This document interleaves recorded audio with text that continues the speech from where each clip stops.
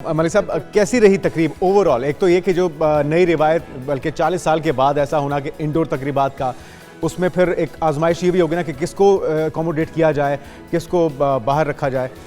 इस हवाले से भी बताइएगा। और क्या वाकई ये मौसम का मामला था या फिर लाइफ थ्रेट्स की भी रीज़न बनी? नहीं, मौसम का थोड़ा सा मामला ज़रूर था, लेकिन जो मेन चीज़ है वो सिक्योरिटी रीजंस की वजह से उसको इंडोर किया गया। और मैं आपको बड़ा खूबसूरत आपने क्वेश्चन किया, तो मैं आपको थोड़ा सा रेफरेंस भी बताऊं इसमें।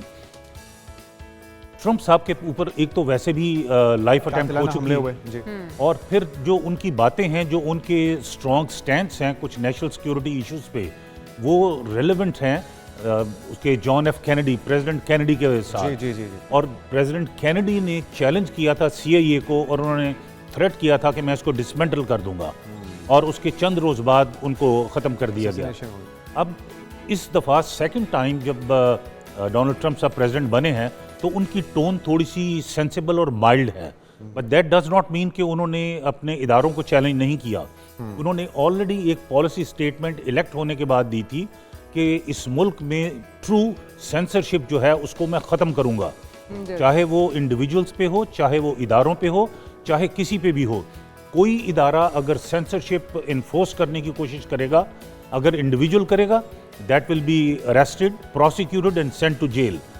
उसके बाद ही went one step ahead without naming an institution. उन्होंने कहा अगर मुझे ये मालूम हुआ कि कोई इदारा एज एन इंस्टीट्यूशन आज़ादी के ऊपर कोई कदगन लगा रहा है या रेस्ट्रिक्शन लगा रहा है। इरादे तो बड़े सख्तगीर लग रहे हैं, और आपने जैसे बताया कि थोड़े से मंझे हुए और एक्सपीरियंस सियासतदान के तौर पे मंजर आम पर आए इस बार दूसरी मुद्दत के लिए।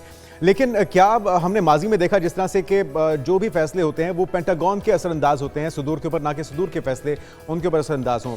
डोनाल्ड ट्रंप चूंकि एक भारी अक्सरियत के साथ आए हैं, ये अंडर प्रेशर रहेंगे पेंटागन के फैसलों के, या फिर जो ये प्लान करके आए हैं, जो वादे कर रहे हैं मुसलसल कैंपेन्स के अंदर भी, और ये गुज़िश्ता रात को भी जो स्पीच हुई है उन्होंने उसका दोबारा से रिपीटेशन की है, क्या वो कर पाएंगे? आपको लग रहा है? ये भी आपने बड़ा खूबसूरत क्वेश्चन किया, और मैं आई एम ग्रेटफुल कि आप अपने व्यूअर्स को बहुत एजुकेट कर रहे हैं। मैं थोड़ा सा इसमें ऐड कर दूं आपकी इजाज़त से। अमेरिकन प्रेसिडेंट जो है वो बेसिकली एक सेल्समैन है, जो उनकी जो डिफाइंड रिस्पॉन्सिबिलिटी है, उनका काम अमेरिकन प्रोडक्ट्स को बेचना और जो बायलैटरल एग्रीमेंट्स हैं, ट्रेड एग्रीमेंट्स, उनको मॉनिटर करना है। जो असल पॉलिसी और स्पेशली इंटरनेशनल पॉलिसी है वो CIA और पेंटागन हमेशा से, ये कोई नई बात नहीं है, हमेशा से वो प्लान करते थे और एनफोर्स करते थे। But I am telling you कि ये president is unconventional, although he is Republican and I am a Democrat, but I still admire him. कि वो जितनी पुरानी गलत रिवायात हैं अमेरिका की, 100 साल 150 साल, वो सब कुछ चेंज करेंगे। लेकिन मलिक साहब एक और चीज़ भी है, जो वो बयानात देते हैं उनसे वो लगता है कि बड़े क्रूशल होके चल रहे हैं, और अपने जो मुखालिफिन हैं या जो उनके हामी नहीं हैं उनके लिए टफ टाइम साबित होने वाला है। तो क्या इस बार भी आपको लगता है, क्योंकि आपने कहा इस बार थोड़ा वो सेंसिबल हो गए हैं, थोड़ा सा वो समझदारी का सबूत दे रहे हैं उनके, लेकिन जो बयानात हैं उनसे नहीं लगता कि वो उन्होंने कुछ माजी से सीखा है? गो कि उन्होंने जो पिछले 6-7 साल हैं बड़े कठिन गुजारे हैं, हर तरह के उन्होंने केसेस का भी सामना किया है, हर तरह की मुश्किलात उनको फेस करनी पड़ी हैं। तो जो मुश्किलात उन्हें फेस करनी पड़ी हैं वो अपने मुखालिफिन को भी वो दिखा सकते हैं आने वाले वक्त में, जिस तरह का उनका वतीरा है, लगता है आपको? देखिए, मैं इसमें थोड़ा सा एज ए लाइटर नोट, इसको ज़्यादा सीरियस ना लीजिएगा, मुझे लगता है कि हमारा कोई झूठा पानी पिया है उन्होंने। सो थोड़ा सा वो दिखाई दे रहे हैं, मुखालिफिन के मामले में थोड़े से स्टफ हैं। लेकिन मैं एक बात बताऊं आपको, उनके साथ जितना ज्यादतियां पहले जुडिशली हुई, फिर उसके बाद इलेक्शन से चंद महीने पहले उनकी लाइफ पे अटेम्प्ट भी की गई। अब मुझे बताइए, एक शख्स जब सेकंड टाइम प्रेसिडेंट बनने के बाद अगर वो चाहता है कि मैं माइल्ड हो जाऊं, मैं पॉजिटिव हो जाऊं, मैं अपने मुखालिफिन के साथ बेहतर सलूक करूं, आप बार बार बार बार उसको पुश करते हैं टुवर्ड्स द कॉर्नर। उसके लाइफ अटेम्प्ट भी की, उसको हर तरह की आपने अदालत के जरिए कोशिश की उसको इलेक्शन से बाहर रखने की, तो वो किस तरह पॉजिटिव रह सकता है? इंसान है ना। अच्छा, लेकिन मलिक साहब हम देखते हैं कि वो खुद को कारोबारी शख्सियत क्लेम भी करते हैं, निगोशिएटर एक अच्छा क्लेम करते हैं, पीस मेकर के तौर पे इंट्रोड्यूस करवाना चाहते हैं। ये सारी चीज़ों में कोई दो राय नहीं है कि है भी सही, लेकिन ये जो खुद के अंदर जम करने की बातें हो रही हैं, चाहे वो कनाडा को हो, मैक्सिको को खलीज अमेरिका बनाने की बात हो, पैनामा कैनाल को जम करने की बात हो, फिर दीगर ममालिक की पॉलिटिक्स के अंदर खुद बराह रास्त भी एलॉन मस्क के जरिए भी इंटरफेरेंस देखी जा रही है। तो क्या पुरअमन तरीके से ये हो सकता है? ठीक है, गजा को उन्होंने एक सीज फायर करवा के एक गुड जेस्चर तो दे दिया, लेकिन क्या ये भी देरपा होगा, दूरस होगा? देखिए, मैं इसमें थोड़ा सा जवाब देने से पहले थोड़ा सा आपको एक चीज़ ऐड भी कर दूं। अमेरिका की एक प्रॉब्लम रही है हमेशा से, हमें अमेरिका में अपने सिस्टम्स को रन करने के लिए और अपनी इकोनॉमी को स्टेबलाइज रखने के लिए दूसरे ममालिक के रिसोर्सेज के ऊपर हमेशा से हमारी नज़र रही। और मोस्टली हमने जंगों के जरिए, कभी इराक के तेल पे कब्जा किया, कभी हमने अफगानिस्तान के उसमें रिसोर्सेज को चुराया, लीबिया के साथ हमने किया।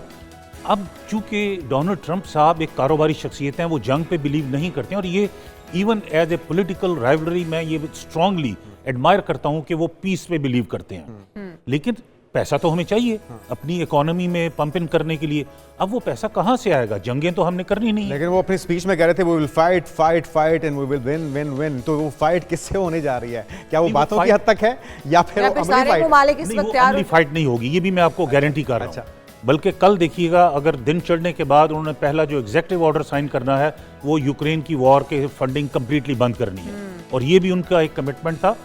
ट्रंप साहब की एक और खासियत ये है कि चाहे वो गुस्से में कोई बात करें या नरमी से या पॉलिसी की बात करें, जब वो बात कोई कह देते हैं तो फिर उसको इम्प्लीमेंट जरूर। तो फिर इसका मतलब है, जिस तरह से वो कनाडा को कह रहे थे कि कैनेडियन जो है वो हमारे अंदर जम होना चाहते हैं और एक 51वीं रियासत को अमेरिका की बनाना चाहते हैं, फिर क्या हम ये समझें कि ये मुज़ाकरात के थ्रू जम कर लिया जाएगा, मैक्सिको को अमेरिकन मैक्सिको बना दिया जाएगा, या फिर पनामा कैनाल का मामला है, ये किस तरह से फिर हल होगा? क्योंकि आप अमन की बात तो कर रहे हैं कि डोनाल्ड ट्रंप अमन की बात करते हैं, लेकिन उनके बयान में और उनके अमली इक़दामात में बड़ा तजाद होता है। वो करते कुछ हैं, बोलते कुछ है। तो यहाँ पर क्या बातचीत से ही मामला हल हो जाएंगे ये वाले सारे? मैं अगर शेर का एक मिसरा छोटा सा आपको अर्ज करूं तो उसका जवाब भी हो जाएगा, इलेबोरेट भी मैं कर दूंगा।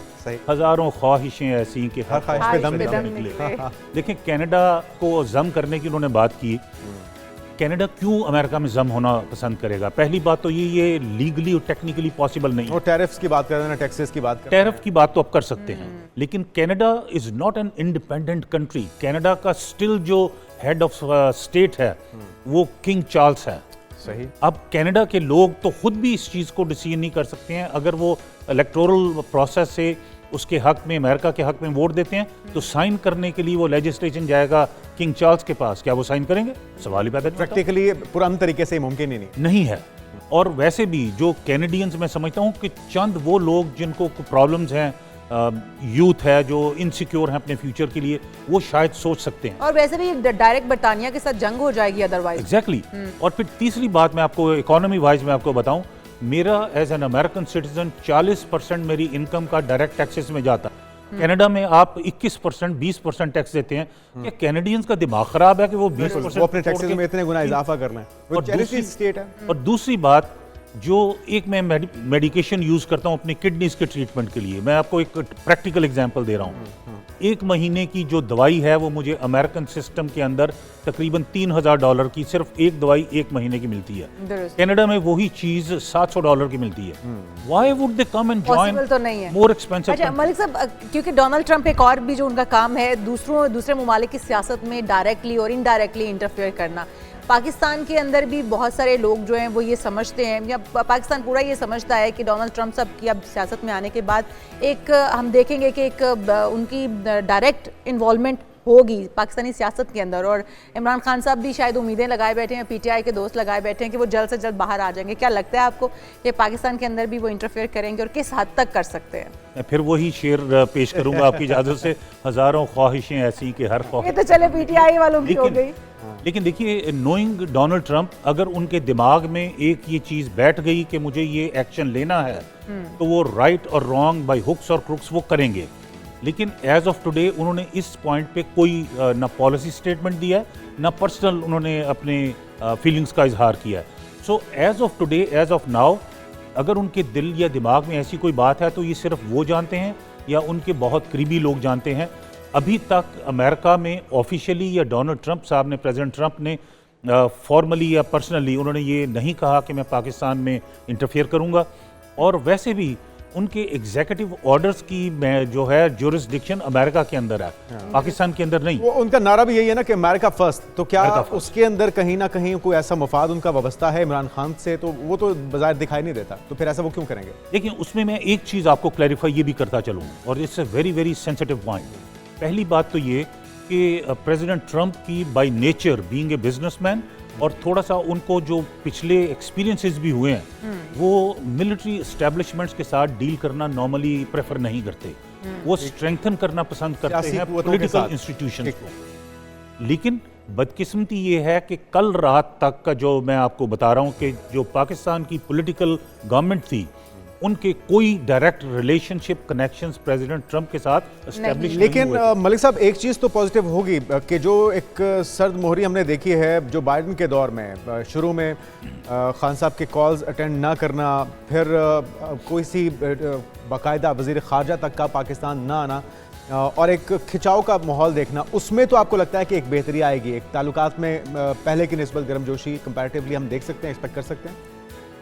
डेफिनेटली उसमें बेहतरी आएगी, लेकिन अगर आप मुझे इजाज़त दें तो मैं उसकी भी एक रीज़न क्विकली डिफाइन कर दूं। देखिए, हुआ इस तरह था कि ड्यूरिंग द इलेक्शन ये जो एम्बेसीज होती हैं ना मुख्तलिफ फॉरेन कंट्रीज़ की, वो पॉलिटिकल लोकल पॉलिटिकल सिस्टम में इंटरफेयर नहीं कर सकती। लेकिन इस इलेक्शन में, लास्ट प्रेसिडेंशियल इलेक्शन में, पाकिस्तान एम्बेसी के अंदर बैठ के पाकिस्तान के एम्बेसडर साहब फंड रेजिंग किया करते थे प्रेसिडेंट बाइडन के लिए, डोनाल्ड ट्रंप के लिए। तो अब मुझे बताइए कि क्या उनकी इंटेलिजेंस ये रिपोर्ट्स उनको अपने प्रेसिडेंट को नहीं देती होगी? प्रेसिडेंट बाइडन को ये रिपोर्टें मिली कि पाकिस्तान का एम्बेसडर ऑफिशियली बैठ के अपनी ऑफिशियल कैपेसिटी में फंड रेजिंग करता रहा है। और मैंने ये पहले भी एक प्रोग्राम में बल्कि ये सजेस्ट किया था कि पाकिस्तान के एम्बेसडर को फौरी तौर पर पाकिस्तान बुला के बरतरफ कर देना चाहिए। वो he is trying to harm the relationship between America and Pakistan, जो किसी ने नहीं सुनी। बिल्कुल सही। चलो, ये तो बड़ी लेकिन अच्छी अब बात है कि अगर ताल्लुकात बेहतरी की तरफ आते हैं, क्योंकि डोनाल्ड ट्रंप साहब का अगर अमन का नारा है, तो अगर पाकिस्तान के साथ ताल्लुकात बेहतर होते हैं, किसी भी सफारती ताल्लुकात भी बेहतर होते हैं, तो बहुत अच्छी बात है।